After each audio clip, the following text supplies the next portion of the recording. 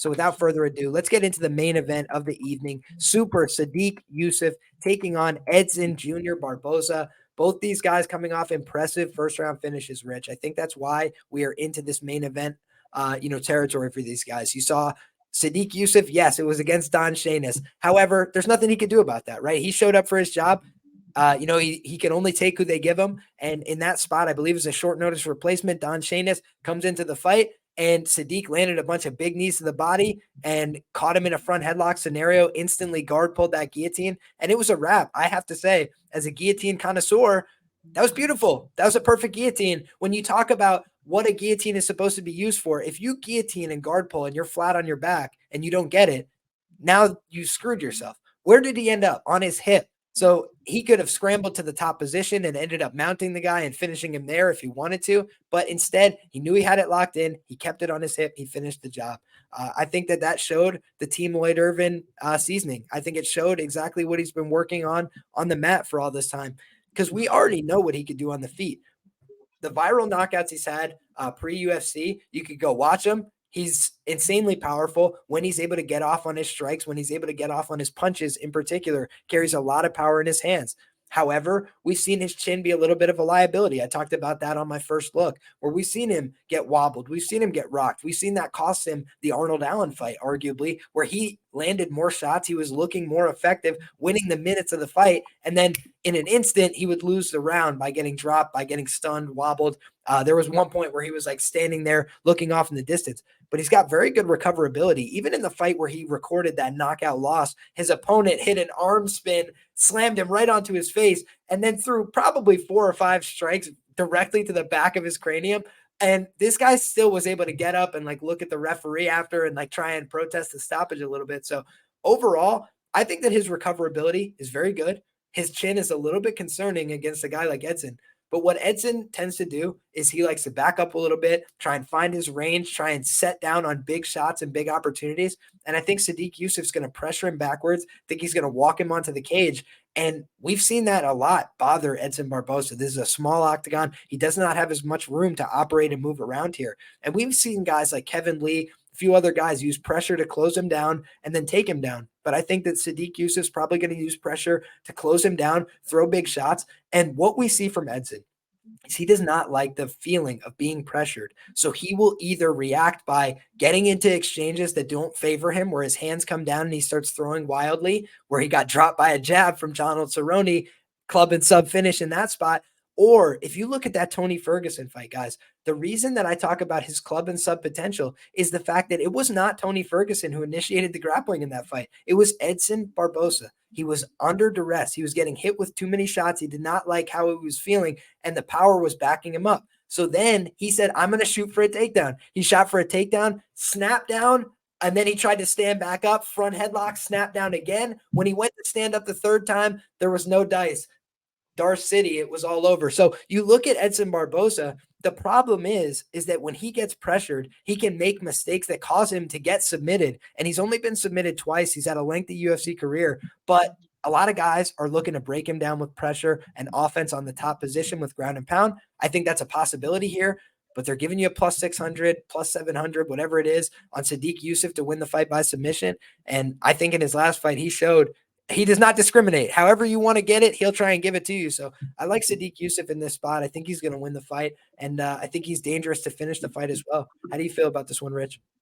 Yeah, we both like Sodiq, man, and I'm very surprised by the line. I would have expected him to be minus 200, minus 250. Somebody mentioned the injury. He had some herniated discs, and that's why he's been off for a while. I think he's going to be good from that. I don't think he'd take this fight if he wasn't fully recovered. He seems to be okay. I guess grappling would be a concern because of that injury, but I don't see any grappling taking place in this fight. I think it's going to look a lot like Sodiq versus Mike Davis on Dana White's Contender Series, where Sodiq is literally in his face, throwing the calf kicks and looking to throw big shots on the feet, man. And people seem to forget Edson got dropped by Cerrone by a jab, and then got subbed thereafter. He was getting dropped by Bryce Mitchell, which is just embarrassing because Bryce hasn't got hands. He's a grappler. So I'm not seeing any upside for Edson here. Like you said, small cage. I don't think he's going to have the room anyway to throw these spinning head kicks or any flashy shit like that. I think Sodiq knows the assignment here. He's going to stay in range where those kicks aren't effective. And Sodiq round 1 or 2 for me all day. I think he's going to knock him out, man. We had a chat. So I think this was the only fight we had a chat about where you were saying the club and sub is on. That does kind of concern me a little bit. I did overlook that, to be honest. But yeah, I do think it is probably a TKO, man, for Sodiq in this one. Yeah, and I think that the thing that we agree on is that Sadiq's going to come forward, clubbing him with hooks and try and really force this fight into a position where Edson goes down, and we've seen other guys have success doing that. Justin Gaethje comes to mind as another example where he was able to finish him via TKO by coming forward, pressuring really hard, disrespecting the offense, and then swinging over the top with a big hook and making the finish materialize. But when I look at this, I do think that Sodiq has continued to work on that ground game, and that makes me think that he's not afraid to show it off. He says in all the interviews, if you listen, he says, yeah, I'm going to knock him out. I'm going to do this. He's like, unless Edson wants to wrestle.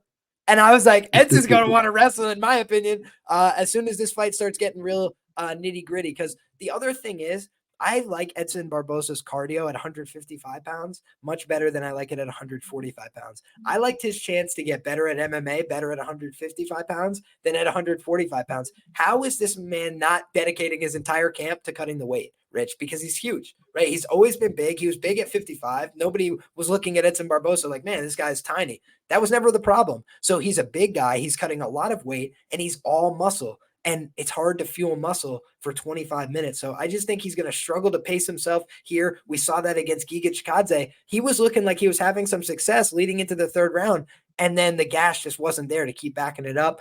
So I feel like we've seen examples of this happening to him in the past at 145.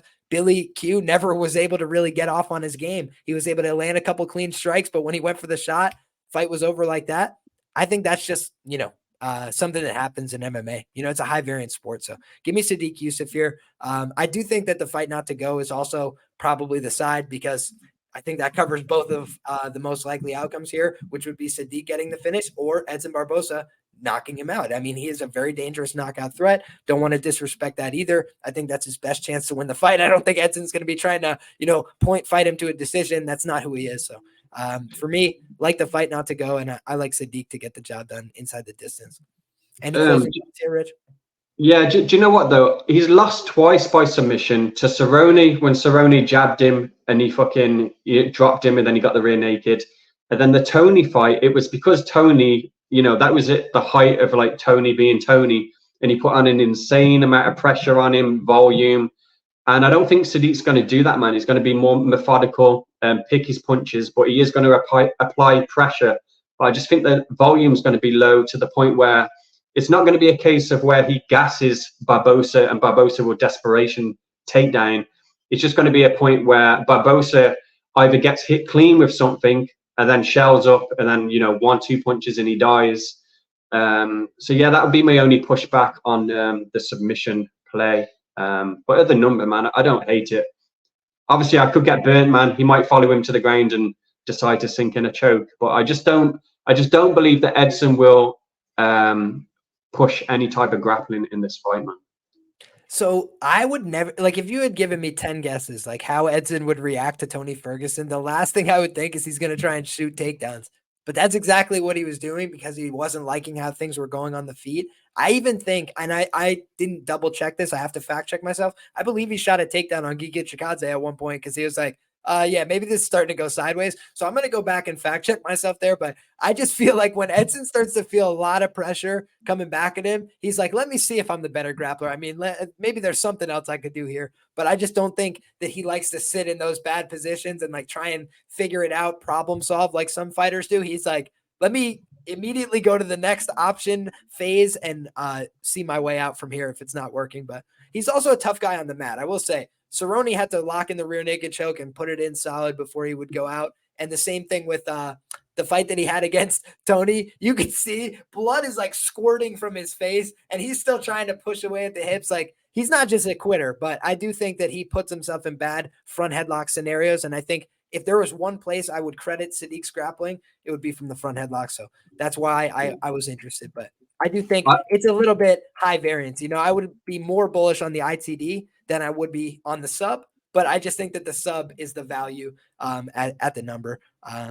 But in any case, my man, we've done it. That's all of the 12 fights that are slated for UFC Vegas 81.